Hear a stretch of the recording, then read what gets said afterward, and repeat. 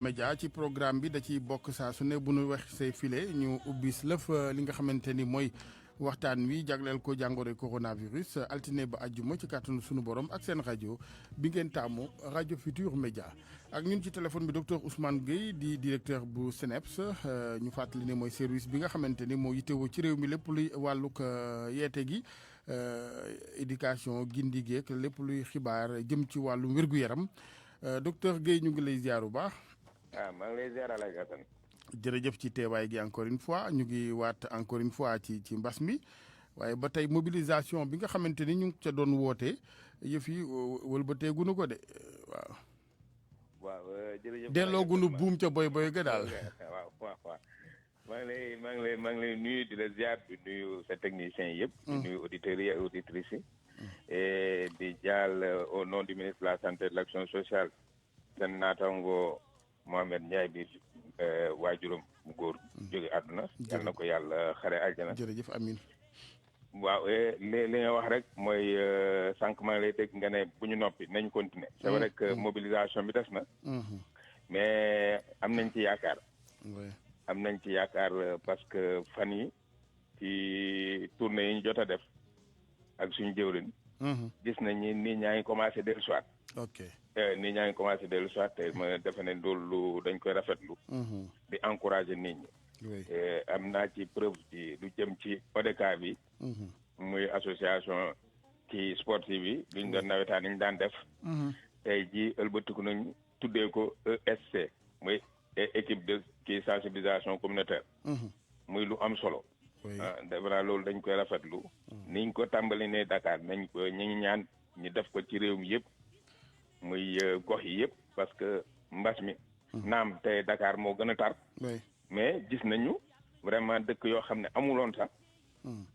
commencé nañu indi ay transmission communautaire yu am solo donc ñi ñaan daal li am Dakar tey jii engouement bi commencé suscité wu biir Dakar. mu law ci réew mi. waaw loolu vraiment lu am solo la je crois que. am na solo maintenant xam nga dëkk bi comme dañuy xewal rek. bu ñu mënee fexe ba loolu ngeen dund ci terrain bi. fës ci wanewukaay yi ak waxukaay yi. maanaam je pense aux radios et télévisions de ce pays là. xam nga junjoon naa ko fii jamono pour man comme nit ñi mëne su leen a waxloo ci lu yaatu ci seen i programme ci yu nu mel ngeen faq bunti commercial yi xam naa du yomb nag ak budget la laaj ak yëpp waaye. dañu bëgg a remobiliser rek nañ leen ko sonne ci seen i gët ak seen i nopp ku taal télé gis ca loolee ngeen gis ci terrain bi nawetaan yeeg yëpp ñu daal di ko mettre en relief ci rajo yi naka noonu. tout à fait El Hadj Assane loolu lu am solo la xam nga vraiment ñun dañuy jaajëfal média yëpp. mbir mi bi mu taxawee ba léegi comme ni ngeen ko waxee rek dugal ngeen seen loxo bu baax a baax a baax te vraiment ñu ci ëpp laaj ñu ci dërëm. et kër ngeen yor tam il faut ñëpp jàpp ci. commercial bi du question sax da ngeen ci wut dara. mais li nga wax la dafa am solo parce que tey tax ba mbir mi gën a wasaare. gën a wasaare lu am solo la ñi ngay cay xalaat gëm naa ne kilifa yi dëgg nañu. dëgg nañ la. xam naa dinañ ci indi saafara. mais Alaaji Asan am li nga wax ne am na solo. mais aussi mu bëgg rafetlu benn mbir fii rek. waaw dem nañu Kaolack. dem nañu inauguré centre de réception. et de régulation des appels. bu Kaolack vraiment ci biir dëkk bi gis nañu engouement bi am ci takk masque bi. may wax ni takk masque bi tam dafa war a ànd ak lavage des mains xam nga lavage des mains dafa am solo. takk masque bi warul tax ñu fàtte lavage des mains. parce que boo takkee masque te loxo setul. boo laalee masque bi di ko dindi wala nga ñëw dugal sa loxo sa gémmiñ wala sa bët. mën na laa wàll donc. man baal ma dogguma la sax mais dama am na doomu Sénégal boo xam ne boobaak léegi mu ngi ci yëf yi mu ngi communiquer mu ngi vocal mu ngi defi vidéo sëñ Faye nekk ca Canada moom di def li ko war naam mais un gars à féliciter moom mu ngi insiste parce que biologie la jàng nee na ci loxo yi parce que nit ñi boo leen toppee masque yi sax dañuy fàtte importance solo yi raxasu gi alors que loxo yi daanaka boo moytuwul sax mu nekk vecteur principal. c'est fondamental. fondamental moom lay wax ni boo tàkkee masque te loxo yi setul mën ngaa wàll sa bopp sa parce que sa loxo mooy dem fu ne. voilà donc chaque fois nañu combiner. lavage des mains ak port de masque. distanciation bi soog a tegu. mais ñaari ñooñu ci kaw kenn benn bi warul dem bay benn bi. il faut ñu boole ñaari ça c'est fondamental. ak moytu mbooloo dajaloo. waaw distanciation. dafa am solo. moo tax man bu ma gisee nit ñi di werante ni ndax lieu public ci tali bi war nañoo tàkk masque ak yooyu. je me dis que sénégalais yi waruñoo poser question mu mel noonu. parce que fii munoo dox 1 mètre te dajewoo nit. munoo dox 1 mètre te xam nga sakkat wala tisoli. du tàggoo. dëgg la. du la tàggoo donc vraiment je crois que boo nekkee boo génnee sa buntu kër rek. war ngaa mën a tàkk sa masque loolu c'est fondamental bu fekkee yaa ngi sa oto yoo kenn àndoo kenn mun ngaa dindi sa masque loolu kenn werantewu ko. kenn werantewu ko. mais dans la rue voie publique nit ñi dañoo war a takk seen masque. loolu moo am solo autorité bind na ko ñàkk ko bind mais xel nangu na ni vraiment tisooli ak sëkkat du tàggoo. di nga dajeeg nit nga tisooli ci kawam wala nga sëkkat ci kawam te teyoo ko. donc par conséquent il faudrait que ñu protéger wu. loolu c'est fondamental man je crois que loolu mooy ay aspects yoo xam ne dañ ci war a dellusiwaat. di oowaat toute la population xam ne mbas mi mu ngi fii ba léegi. gis nañu cas yi ñu ngi fii ba léegi cas yi wàññeekuwuñu. cas communautaire yi kay ngay wax. xam nga cas communautaire yi mooy bal perdu yi nga xam ni kenn du ko gis. ci biir nit ñi. voilà tey jii amul benn région booy jël nga ne amul transmission communautaire. amul benn grande ville booy jël Sénégal fii nga ne amul transmission communautaire. te comme transmission communautaire xamoo fu nga nit ki jëlee moom tam ci boppam xamoo ñan la wàll. ça devient compliqué. oui. ça devient compliqué donc par conséquent nit ñi li ñu war a def tey moom mooy sàmmonteeg loolu te Alaaji Assane sànq yaa ngi wax lu am solo maa ngi koy déglu. mooy impact yi au niveau social. au niveau économique. gis nga tey jii. même bu fekkee ñun quelque part ñu ne noo impacté wuñu gis nga monde bi tey. village planétaire la. oui amul cloison bu chinois yi sonnee sénégalais yi dinañ ko yëg. bu français yi sonnee sénégalais yi dinañ ko yëg bu sénégalais yi sonnee maliens yi dinañ ko yëg. bu maliens yi sonnee ivoiriens yi yëg ko donc par conséquent il faudrait que ñëpp mànkoo tey. dëgg la Sénégal fii ñëpp mànkoo xam ni takk masque ak lavage des mains war nañ ko def impérativement de manière continue. de telle sorte que fi la ñuy wax quelques semaines. mbas bi nekk suñu gannaaw moo tax yeete gi am solo ak dem buuxante ji ba foqarti li ëpp ci programme yi ñuy jàllale ci réew mi ak it kilifa yi ci réew mi tàmbalee ci njiitu réew mi la ñuy wax ñoom seeni wax. li ci ëpp war a doon mbiri mbas mi. xam nga aussi bu fekkee ni dañuy toog di seetaan rek de temps en temps wala de façon sporadique nga ñëw jaar keneen jaar man mi noonu. mais pour man réew mi mënuñoo xëy ba jant so te li ëpp ci activité yi warul doon xeex contre coronavirus. tout à fait moi je crois que ça la nga wax dafa sànq bi may wax du woon kees di RFM moo tax may wax parce que mais fi ngay waxee mooy les programmes ci waxukaay ak wanekaay yi ci réew mi waaw ci gàttal nit ñi agressé ak yeneen programme yu nu amul benn njariñ ñu agressé leen ak li amal réew mi njariñ mais loolu moo tax ma lancé appel ne li nga wax nii muy télévision yi muy rajo yi ak rajo communautaire yi chaque jour ñu jàppale Sénégalais yi nga xam ne début émission benn 5 minutes bu ñuy jël wala 2 minutes bu ñuy jël wax ci corona bi dafa naa am solo ñëpp mën koo dégg lu am solo la gis nga caravane yi ñuy def nii ñun temps yi ñu ngi woon dans la région du Nord Saint-Louis Louga Matam pour lan c'est pas parce que Dakar rek la ñu war a toog déedéet tey jii dama ne dañu war a wër Sénégal yëpp ñooñu ñëpp il faut leen donner un exemple nag nit ñi foog xam nga jeunes yi bu ñu naan xale yi am na xale yu bëgg seen réew xale yu am jom mais duñ leen wane ñi ñuy wane mooy ñi ne fii di deux petits camps ci mbedd yi c'est ça ñi ngi ci dëkk bi nit ñaa ngi wër keroog maa ngi ànd ak ministre de la santé et de l'action sociale ku nga ko dem ba Matam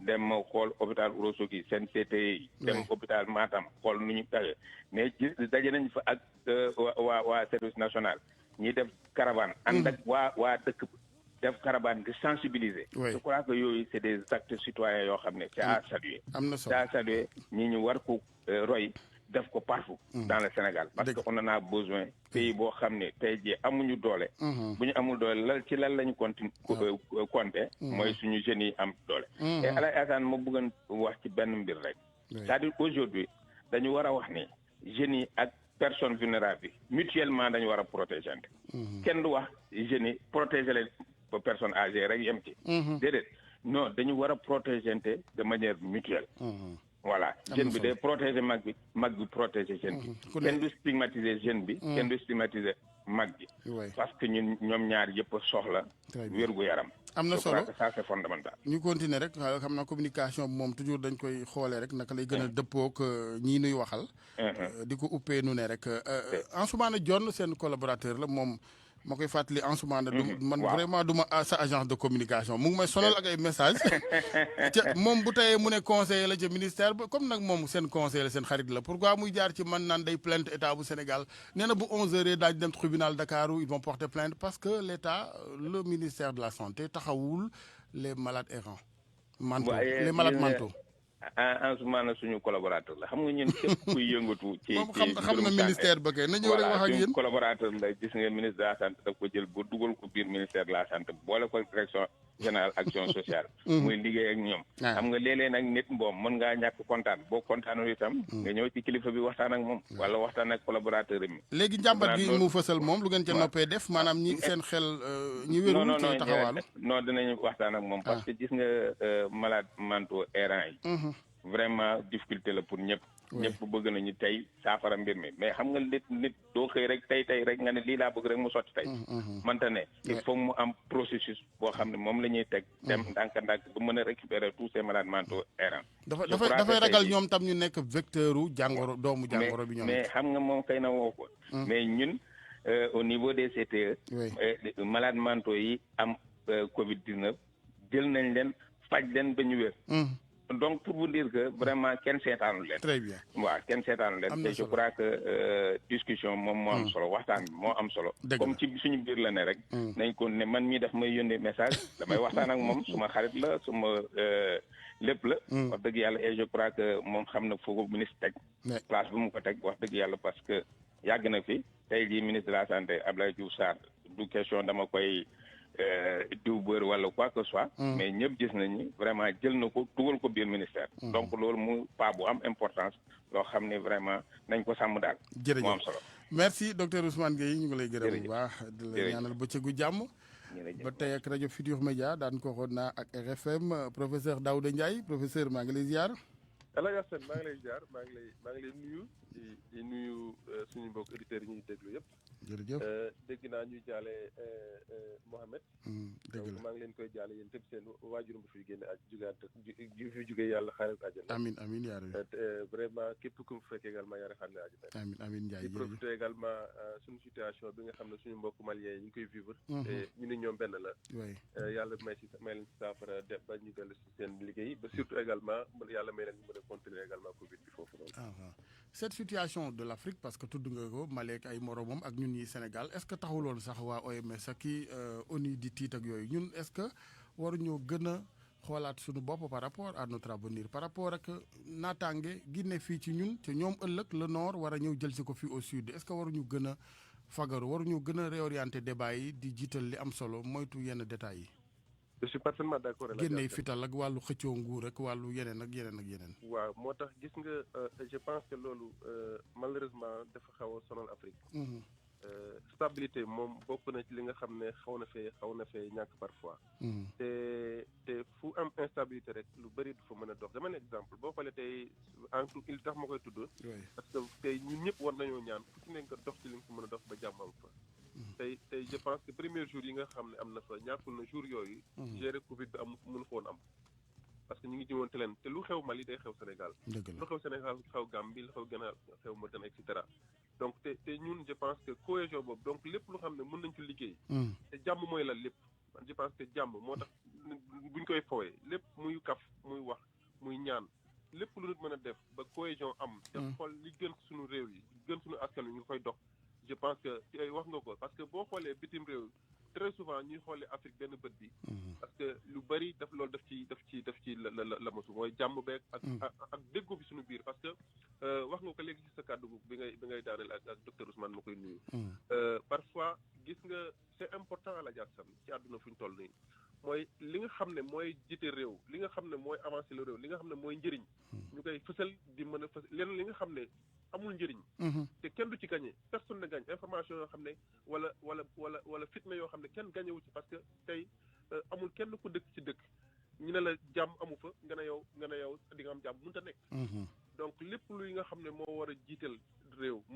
andi jàmm moo wane muy Covid bi moo xam ne moo koy war a xeex ci ñoom ci jéem nañ ko fësal leneen li nga xam ne day yàq te amul njëriñ lu rafetul la ñu ko wàcc ci suuf et je pense que loolu la ñu bitim réew rawee boo xoolee bitim réew ils ont des problèmes ñu gëwuma ne amuñu problème mais li nga dégg ñuy génn information bu leen di contaminé ñoom wala indi seen problème dëkk doo ko dégg dëgg la et pourtant ñun ñëpp ñuy tukki xam nañ ne ñoom ak ñëpp ñoo yem dëgg la du ñu fësal problème yi et loolu il faut que ñun Afrique ñu egg foofu et je pense que loolu combat la boo xam ne ñu et pour loolu je pense que surtout bu ñu amee chance xam nga diine boo ko amee loolu avantage bu rëy la parce que diine boo ko amee mais il faut savoir l'exploiter ay tëralin la sunuy njiit la boo gisee tey ñuy tudd ku mel ni De Gaulle par rapport à la France wala keneen mais parce que dañoo taxaw am benn clairvoyance bu mel ni que da ngay ñoddi jëm foo xamante ni mais même bu neexul nit ñi di nga xam ne yow ëllëg lii mooy njariñu réew mi waaye bu fekkee dañu bëgg ku ne am lu la neex ak lu nga bëgg du sotti bu ab tong-tong lay mujj doon. tout à fait moo tax njiit dafa am dafa gis nga muy oto muy lu mu doon. c'est-à-dire que parfois du yomb. te du neex aussi mais c'est comme docteur bi faj parfois di nga faj góom boo xam ne malade bi yaa ngi koy gaañ yaa ngi koy def lu ne.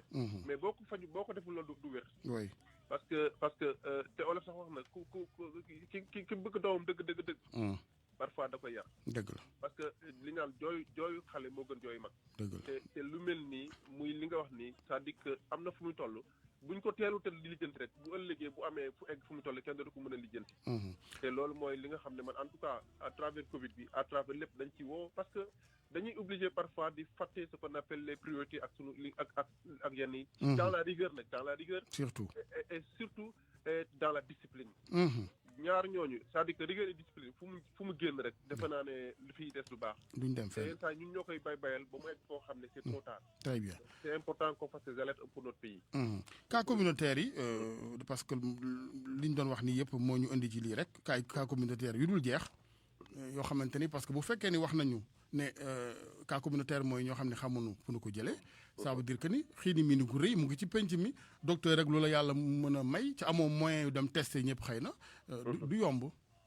tout à fait dafa am 2 points yi nga am dama déglu keroog seen débat bi samedi.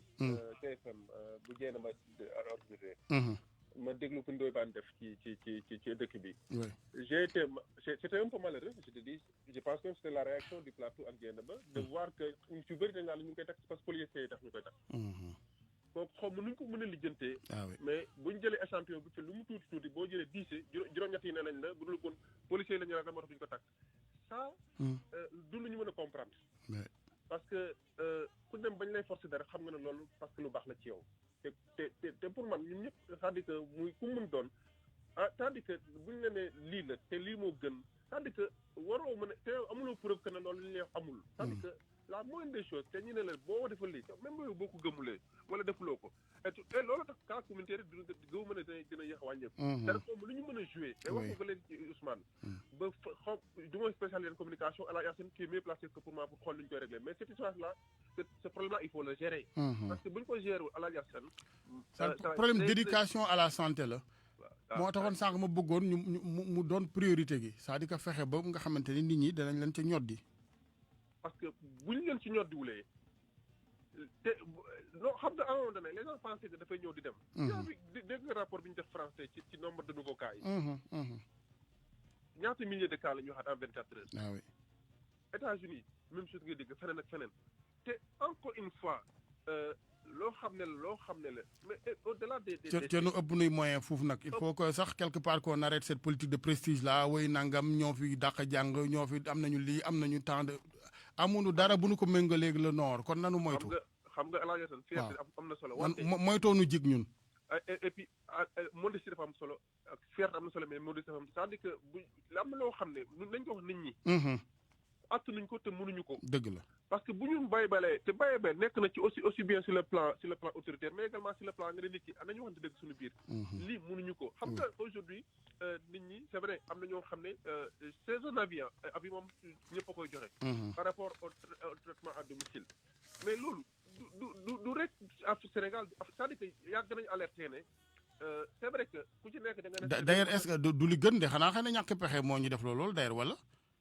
waaw y a deux choses c'est-à-dire que au départ xam nga c'est-à-dire que pandémie boo xam ne xamuloo li muy touché en terme parce que même en modélisation gars yi mënuñu leen wax waxoon nañu après tant de pourcentage mais en terme chiffre c'était difficile ñu ne la ñaata personne lay jël te loolu c'est-à-dire que bu fekkente ne yow xam nga ne dans les structures de santé pour man la priorité dëgg la Covid day am mais pandémie bu quelle que soit une pandémie yeneen secteur de la santé dafa war a dox xam nga gis nga suñu maata nga docteur yu bëri ñu ne bu ñu oublier les autres disciplines ci faj bi dans les hôpitaux te buñ ko jëlee lépp jox ko Covid bi mais place dootu amal ci feneen fi parce que même dans les pays yi nga xam ne mën nañ ko c'est-à-dire que pour man en tout cas dès le départ c'était difficile ñu jël focaliser lépp bon on a pensé peut-être que Covid bi déjà 3 mois 4 mois 6 mois mais loo xam ne day dëkk donc tu es obligé effectivement de revoir les stratégies par rapport ak ñi parce que yeneen feebar yi ñu ngi fi te buñ ko gérer wulee Covid bi dina andi lu mu am andi problème mais dina bàyyi leneen donc pour man et tout ça dafa war ne effectivement yaa ay dañ koy waxtaane mais surtout que ñu xam ne dëgg-dëgg attanuñ ko parce que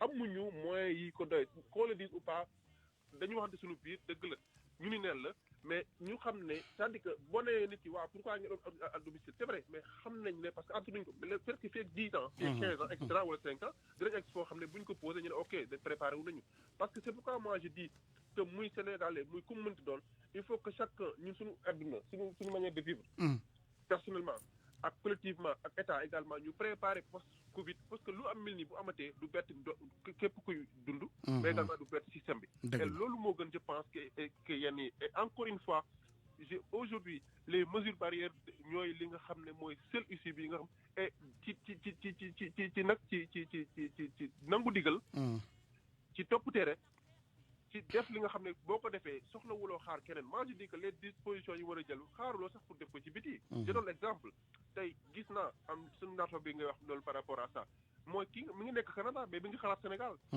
parce que il a des parents ici xam na feneen foofu mais il a des parents xalaat na parent bi fi nekk c'est-à-dire que même bu ko xamee ne mi ngi en sécurité foofu mais fii dafay bëgg moom en sécurité dëgg la donc nañu dimbali ñi nga xam ne bëgg nañ ci et c'est pourquoi may joxe également benn appel mooy au-delà des protections am nañu xam les protections individuelles collective bi bu ñu ko fàtte mooy pulvérisation yi nga xam ne c'est vrai que très souvent ñi pulvériser mooy ñi nga xam ne am nañu fa woon cas ñoom pulvériser pompe yi ñuy pompe dëkk bi waaw lieux publics yi surtout ñi nga ñu fexe toujours ñuy pulvériser les lieux publics c'est-à-dire bu ñu xaar ne am na cas ou pas parce que c'est important boo xam ne nit mën nañu bàyyi fa fi dara fi ñuy jàpp waaw li ñuy bokk ak yëpp bunt yi tëjoog ascenseur yeeg gis naa keroog ñu yokk les moyens du service d'hygiène et c'est important mais ñu am na sax soxna su ma ko doon wax keroog dafa mel ni dafa tombé bi ma koy suggéré ci bëccëg gi le lendemain defe naa laa gis film bi au niveau du palais que président di yokk moyen service d'hygiène soxna si def ni woon moom xalaatam mooy dañoo war a pomper comme ni nga ko waxee les lieux publics voilà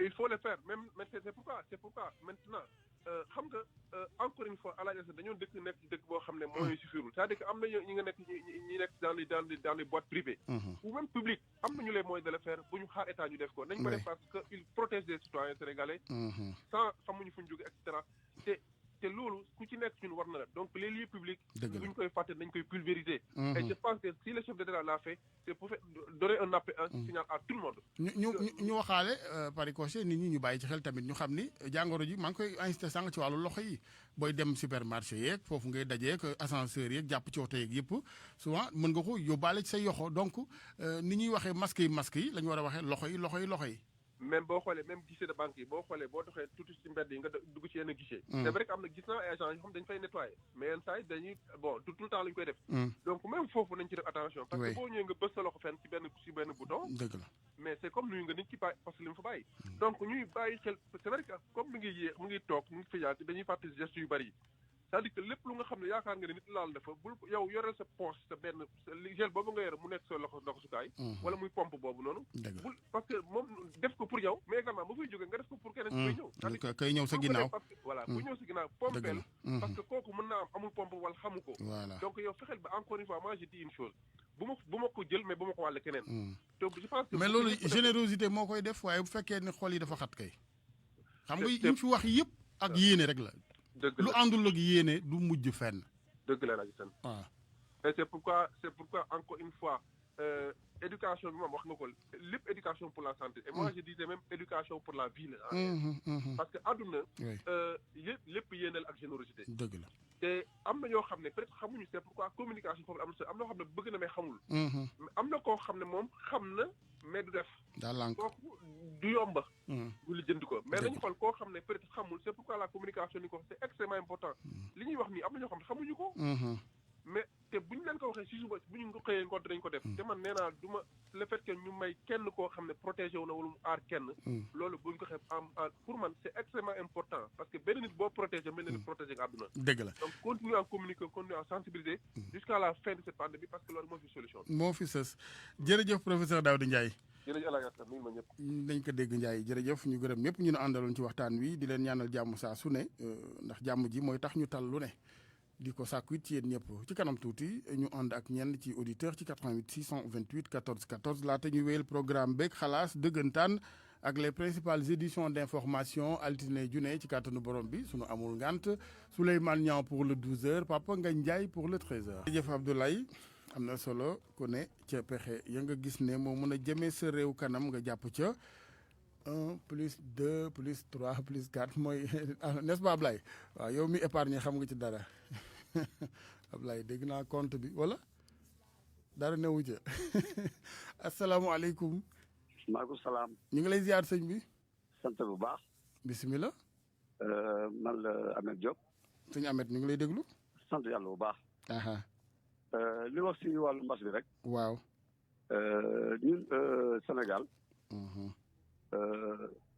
président Macky Sall. moo ngi jàppale askan bi. mu ngi jàppale population sénégalais yi.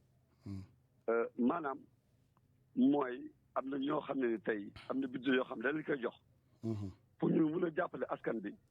mais fu war a eggal foofu. maanaam tey teer yu bëri tey ñu ngi ni tey. gis ñu seen bopp si masque yi. tey ña nga ko war a jox ñu leen ko kon boobu léegi teer yaa ngi siy ñaxtu. kon li ñu ñaan kilifa yi rek. ëllëgee. lépp li wàllu def si wàllu masque yi nii tey. ñu waxtaane ko parce que tey association yu bëri tey. ñoo ngi naan day yor association. mais membre ya. dafa des pour ñu rendre le compte si askan ba si membre ya kon duñ ko yëg. kon loolu laay wax. yow ci tailleur yi nga bokk. si tailleur laa bokk. da nga bëgg ñu gën a yaatal mbir yi marché yeeg yooyu daal ngeen jot ci liggéey. ma ne marché masque yi wala. marché masque yi. kilifa Sénégal muy ministre yëpp ñoo koy joxe. mais ña fay dem ñu leen koy jox fañ ko war a yóbbu. yóbbuñu ko. loolu mooy problème bi. parce que tey Sénégal si bopp fii muy président Macky Sall muy ministre yi nekk si réew mi il faut ñu xoolaat ñay dem si ñoom ñu leen di jox. li mu woon naan association laa yor. fii si réewu Sénégal ak ku muy doon. kon loolu moo war a jëf fii Sénégal. parce que tey da nga gis koo xam ne da yor association laa yor si moom rek la yem. même sax. ci mbedd lañ koy yëgee kon loolu moo jaarul. kon suñu ne dañuy jàppale jeunesse bi tey jii. loolu moo tax jeunesse tey fii toll nii amuñu fii teg seen tànk. loolu il faut kilifa yi xoolaat ko bu baax. dëgg la waaw loolu jërëjëf Diop jërëjëf ñu jël beneen auditeur dafa naa ni loolu leer na ko kilifa yi déggee ñuy topp mbir yi di contrôler di xool ñi nga xam ni lii nuy taxawee ne ay représentants dina am njeexite ci askan wi c'est vrai que am na ñoo xam ni ñoom. daanaka seen coow bari rek mais boo xoolee seen ginnaaw amul kenn ku ne seen ginnaaw dañuy dem rek créer seen mouvement bari xame bari dugg bari relation donc loolu nag du am yow miy génne xaalis sax en tant que njiit sa liggéey du feeñ il faut nga di ko suivre di ko topp contrôle ak yeneen asalaamualeykum. asalaamaaleykum wa rahmatullah. waaleykum salaam. Alaaji Assane ñoo ngi lay ziar. yàlla na nga ziar Boubacar. mbaa yaa ngi ci jàmm bu baax. waaw alhamdulilah ñu ngi sant yàlla wér. yàlla na sant yàgg ñoo ngi nuyu professeur Daouda Ndiaye. mosuñoo gisee nag mais xam naa ne de ku bëgg Sénégal nag te ku rafet xol la. ndax ba émission bi commencé ba léegi saa su nekk si addoo rek. population bi ñoo ngi koy déglu te ñoo ngi koy ñaanal yàlla. amiin. Alaaji Assane dina yóbbante si moom ne ko. askanu Sénégal yëpp ñuy déglu rajo bi nekk ay auditeurs ak ay auditrices ñu nekk si kër yi nekk feneen ak feneen ñoo ngi koy déglu te ñoo ngi koy gërëm di ko ñaanal gudd fan ak wér-gu-yaram ñu mu ngi leen di jëriñ ci kàddu yi rafet. amiin amiin. di dolli aussi di nuyu bu baax madame la ministre Adja Ndeye Tické bu nga xamante ne moo ngi nekk fii à Thiès. xam nga man tout le temps su may wax di tudd docteur Ndiaye sax ñu naan non moo ngi tudd docteur Ndiaye fekk na man lu fee bu nit def ma teg sama bët te mu nekk lu baax si askan bi looloo tax may wax pour ñeneen ñi mën a dégg. mais samedi bii xoolal moom téléphone am ak moom ak chargé de mission moom muy kii Guèye ak madame Kassé ku si nekk si biir kees leer la am na seen compétence yi fi nekk ñu gëm askan bi ku si nekk woo nañu la ne la kaa ñu def rassemblement dugg si biir askan bi muy garage muy lieu yu nga xamante ni naa fay dajale ñu joxe ay masque ak gel ak soo pour xamal na askan bi ne daa war a xeex pour feebar bi jóg fi. am na mais solo loolu c'est important. am na solo surtout Thiès ak cas communautaire yeeg yooyu surtout Thiès ak ni mbir yi demee. donc c'est des actions à encourager. moom moo ngi def geste boobu. docteur Ndiaye moo ngi dem si télé yi ak si rajo yi moom tamit di waxtaan ak askan bi pour nga jéem a seet nga jéem a yokk loolu pour xeex feebar bi génn ci biir réew mi. jërëjëf région bu nekk su ay kilifa yu fa nekk su xeexaloon seen bopp ak seen yi. ku nekk xeex nag kenn du ma ko yóbbul. kon feebar bi dugg na. dëgg la kon maa ngi remercier bu baax madame la ministre Adja Ndeye Tické ak docteur Ndiaye seen liggéey bu rafet bu ñuy liggéey ci Covid 19 bi ci biir Thiès. am na solo jërëjëf Boubacar jërëjëf ñu encouragé madame la ministre ak waa Thiès yëpp vraiment bu nu mënee gën a jóg rek mu baaxati ndax Thiès macha allah c'est une région d'avenir waaw nañ ko ñoŋal sàmm ko ndax xam naa ne ñoom Ablaye Diop ñi bu ñu demee ba amatuñ fu ñu dëkk Ndakaaru sax mu ngi débordé biir Thiès bu njëkkaan booy dem Dakar Thiès da nga am impression daa sori léegi moom boo génnee xodd ba jaar Pout rek yegg fépp ay kër la fépp macha allah 88 628 14 14 asalaamaaleykum. waaleykum salaam wa rahmatulah El Hadj Assane Gueye di la nuyu Groupe Futurs Médias Mamadou Medor. maa ngi lay nuyu bu baax Medor. déggante ak yow vraiment di. jërëjëf rafetlu tamit wax dëgg yàlla am taxawaay bi. alhamdulilah macha allah. jërëjëf nuyu tamit RFM. waaw El Hadj Assane man daal li nga xam dama ko ci wax mooy mbas mi feebaru mbas mi daal. am lu ay di jàmbat ci ñëpp ci lañ war a wax.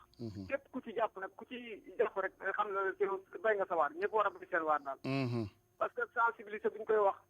wax dëgg yàlla am loolu population bi ñoo des mais état bi wàccoon na ak ñoom président de la république lépp lu mu war a def na ko andi ci ak ay ministre ñëpp ñëpp koo xamante ne bi daal wax dëgg yàlla am da nga ci jàpp na la wóor na sa bopp nga jàppale nga ko defal dëgg la wallaay ndax sensibiliser moom ñëpp ko war a def leen lu ci waay def nag bu mu ko damoo bu mu ko kii woon na xam ne rek réewum la ndax xubbul wat nu mu lal iman ba du féréw du bokk ci gëm yàlla waaye lu baax moom ñëpp ko bëgg feebar boo xamante ni dafa nekk suñu biir di wàlle léegi nga dégg ñu ne diw faat na alors que doo xam naka la feebar boo xam ne wax docteur wax nañu li nga xamante ni moom mooy waral muy dugg mu des suñu biir muy jegewaat bi wax dëgg yàlla ak saafu wante bi foog ñi déglu digle docteur loolu mooy dëgg bu ñu ko defule rek dañ ciy gën ci am ay problème jërëjëf côté ministère de la santé wax dëgg yàlla li ñu war a def nañ ko état bi lépp lu war a def muy président de la république ba ci ministre de l'intérieur kaaraange gi lépp matuwaay bi lépp ba ci ministre des affaires étrangères képp lu xamante matuwaay bi journaliste yi daf lay sensibiliser ñëpp koo xamante ni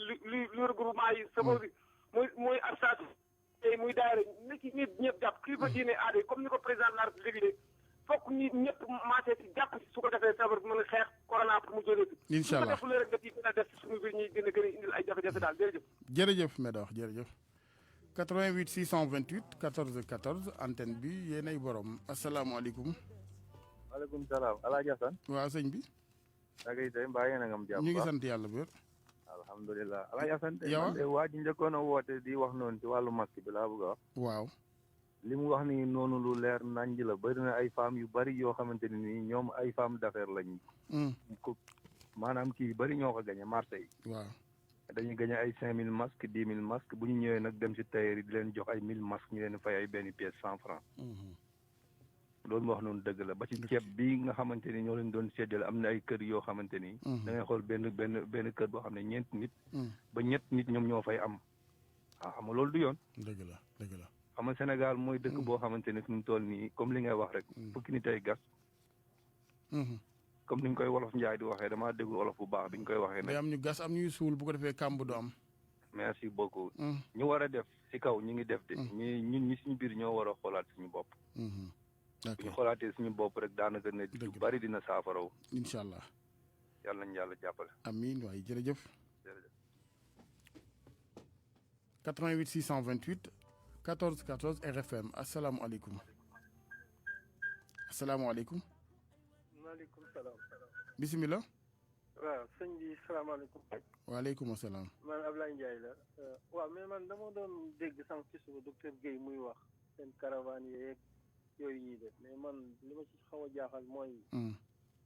man démb dama romb marché. doon jéem a wut limon xaw ma. mais franchement j'étais sidéré dama mujj sax dugaat sama oto dem parce que gisuma kenn. mais sincèrement kenn ku sol masque. te donc dama xamul. mën nañ xam ban marché la. marché Yoff. Yoff voilà. xam nga dañ doon wax ne alkaati yi dañuy def nii dañuy réprimer nii mais man je ne sais pas parce que marché quand même c'est un lieu public. Il y a beaucoup de monde qui arrive ñiy jaay kenn du sol masque. oui pratiquement ñu bari ñu doon ñëw kenn solul masque man dama solal masque et tout dama mujj obligé ñibbi. parce que wóoluwuma ko. dëgg la. war na deuxièmement dama bëggoon rek laaj mais pourquoi état bi. du permettre aux citoyens. oui yu ko mën. am moyen am na ñoo xam ni ñu ngi ci entreprise yi am nañu ay assurance maladie et tout ça. ñuy dem di mën a defi test. directement au lieu que ñoom ñu centraliser yëpp. après test yi du bari.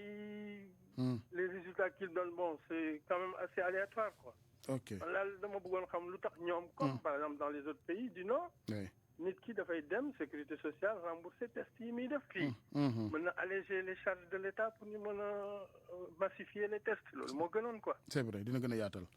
waaw dina gën a yaatal quoi. jërëjëf loolu rek laa ci bëggoon yokk bëgguma téye ligne bi lu bari. ñu ngi lay gërëm bu baax. jërëjëf merci pour le travail que vous faites. merci beaucoup ça nous encourage merci 88 628 14 14 am na solo loolee mu jibal ne xalaat surtout marché bi d'abord et c'est très responsable nga wàññeeku ñibbi.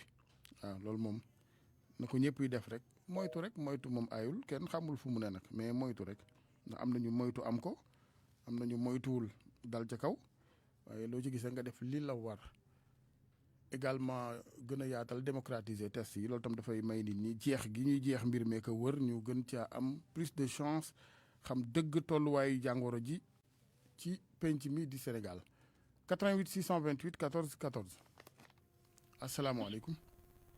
aleykum salaam wa rahmatulah. bisimilah. Alaaji Assane ñoo ngi lay ziar. jërëjëf waay kooku. man la Dame Diène woote woon naa fi vendredi di wax ak sa copain bi ba ni ko. Alaaji Assane bu ñuy déglu voix bon bien que li muy wax am na importance. mais communication de rupture bi selon moi moom moo amagul. parce que ki wax depuis bi ñu defee couvre-feu. wax bi ñu allégé. kii bi. allo. jàpp comme Salimto. waaw réseau bi daw nga baal ñu. nga baal ma waaw. xaaral ma débb. très bien. léegi li may wax mooy. su ma sañoon. waaw. parce que dafa mel ni fi mu nekk nii ñi am xel rek la ñuy waxal ci communication bi ba léegi. te réew mi ñi amul xel bëri na. même ñuy wax ni ni corona bi amul nañ leen invité ci rajo bi. ok. nañ leen invité déglu leen. ñoom au moins dinañ doon leaderu ñi gëm ni amul. su ko defee ñooñu boo leen convaincre di nga convaincre raare ñi xam ne nee nañ amul. ñi mel ni ñoom waaw. ñi mel ni ñoom. mais fi mu ni am na presque plus de 40% population bi ñoo xam ni. nee nañ amul bu njëkk bu ko ku ko wax dañ lay jàpp yóbbu la dig. ñooñu dafa am ñoo xamante ni ñoo war a wax ak ñoom. dëgg la mais boo leen dégluwul bu dee ku wax rek nga ni ko teel ku wax rek nga ni ko teel ni bu am na ñoo xam ne sax boo nee am na ñoo xam ne nee nañ amul danaa ñooñu moom waxuma ak ñoom. pourtant ñooñu ci réew mi la ñu bokk. dëgg la dëgg la. ñooñu ci réew mi la ñu bokk te ñooñu fii ak fajuñu leen. fii ak ñooñu fexewuñu ba ñu gëm ne am na. dañuy def lu ñu mën rek. mais lu olof di wax naan raw yu buum ba selu yooyu nàmp du tax a bëri meew. mooy am parce que nit ñi dañu continuer di feebar. parce que ni am na ñoo xam ni gëmuñu ko. nañ leen déglu. wax leen fexe ba convaincre leen. nit ñi am na su ko defee ñu convaincre ale ñu nekk seen ginnaaw. dëgg la. man loolu laa am bon maladie bi fekk na ma Italie. fekk na ma Sénégal. am na ci ñoo xamante ni nii dañuy kaf ay kafkat dañ leen di wax woow ci télé bi ñuy kaf. di kaf feebar bi. au moins ñi nga xam ne déglu kaf rek mooy seen métier ñooñu foofu lañ koy dégloo. dëgg la ay professeur ay boroomi xam-xam am na ñoo xam ne duñu leen déglu. duñu leen déglu jamais. c'est vrai c'est vrai. am na ñoo xam ne duñu leen déglu maa ngi jéggalu tey ñaan yàlla te nag ma xam ne. nañ parce que gis nga suñu fexee ba ni yàlla yoonam nekkul ci feebar bi. gis nga bu feebar bi jógee. bu ñu kenn bu gaa yi woowaat gaa yi ci yàlla parce que feebar bu daj àdduna bi te yàlla moom àdduna bi. yaakaar naa ne yoonu yàlla mi ngi ci. dëgg la jërëjëf nañ yàlla. jërëjëf El Hadj Assane ma bañ a ligne bi ñeneen ñi war a dugg. ñu ngi lay sant bu baax am na solo loolu nga wax ñi nga xamante ni ñoo war a wax ñëpp nañu wax maanaam ñu jéem ko uppee fourneau bi nu ne wax naa ko sama doom baay docteur Ousmane Gueye dem leen ngeen occupé ji programme yi ñi nga xam ni ndaw ñi ca sérieux la ñuy ne waaw ku ne ak li koy li détourner attention waaw ñu dem détourner nag le détourneur ci waxin asalaamaaleykum. maaleykum salaam. ñu ngi lay ziar sëñ bi. delloo ziar El Hadj Assane. bisimilah. waaw maa ngi tudd Saliou yu wootee Parcelles. sëñ Saliou bisimilah. man li may wax mooy dama yaakaar ni feebar bi fi mu toll nii. kilifa yi ñoo ci am solution. ndax ni réew mi bindoo dañ nekk réew moo xamante ni ku ci nekk dafa am kilifa. kilifa aada yeeg kilifa diine yeeg ak kilifa yi nga xam ñoo yor nguur gi. fi mu toll nii nag ku nekk sa responsabilité dafa engagé. te histoire daf ñuy jugé. moo tax yii yëpp ku ci nekk na ci am taxawaay bi nga xam moom la ci war a am. dëgg la. ba ci événement yi war a ñëw. gis naa ni waxuñu si nuñ ci war a waxee. muy màggal Tuubaa beeg Tiwaawan yeeg yooyu. ni ci kilifa yi wax ñu jël ci seen responsabilité. ndax état Sénégal jullit ji kase moomuñu ko. murit ji kase moomuñu ko. tijaan yi kase moomuñu ko ñëpp a ko bokk. lu ñëpp bokk nag loo xamante ni boo ci amee taxawaay boo xamante ni xëy na mën na indi jafe-jafe ci ñeneen ñi. boobaa sa responsabilité lay doon. te loolu état mooy ki nga xamante ni moom moo yilif ñëpp moom moo war a fexe ba peuple bi yëpp am jàmm peuple bi yëpp mucc ci feebar bi. donc ñoom ñoo war a jël seen responsabilité fi mu toll. loolu laa xalaat. am na solo salaamaaleykum wa rahmatulah. waaleykum salaam wa rahmatulah jërëjëf sëñ Saliou ñu gërëm ñëpp ñu ne àndaloon Ablaye xam naa wala yaa ngi may bàyyi may dem rek de xalaas amul wala ñu jël dernier auditeur parce que ñu ngi ci 9h25 xaabaabal nañ juróomi minutes yeneen asalaamualeykum. maaleykum salaam. ñu ngi lay ziar sëñ bi. waaw maa ngi lay ziar bu baax. bisimilah. waaw ça va. alhamdulilah. yaa ngi ci jàmm bu baax. ñu ngi sant yàlla bu wér. maaleykum salaam. da ngay li ngay déglu rajo bi moo tax boo ko mënoon a fay ah. maa ngi lay ziar bu baax tonton Assane. ñu ngi lay ziar. man la Ablaye Ndaw Barke ji. waa kay bisimilah Ndaw. doo fay retour bi nga wax ci téléphone bi rek nga fay rajo bi. maa ngi lay ziar bu baax. maa ngi lay delloo ziar bu baax. tonton Assane ñu ngi lay remercier d'abord. jërëjëf Ndaw. di remercier suñu fierté boobu muy le docteur Daouda Ndiaye xam ne Jolof la comme ñun. jërëjëf. man nag maa ngi dëkk benn dëkk bu ñuy wax Barke ji maa ngi nekk à 35 kilomètres de Linguère. ah très bien. wax dëgg yàlla Covid bi nga ci commencé wax ba léegi ñu ngi lay déglu. mu am solo lool chaque matin ñu ci jël ay leçons. jërëjëf. mais comme ni ñu koy faral di waxee toujours. xam nga mbir bu demee ba daanu ci askan bi. askan bi tamit ñoom ñoo war a taxaw pour jógaat. dëgg la. mais su fekkee tey nag dañ koy puusante suñu biir. dëgg. du man yow la finalement feebar bi daf fay installé wu durablement.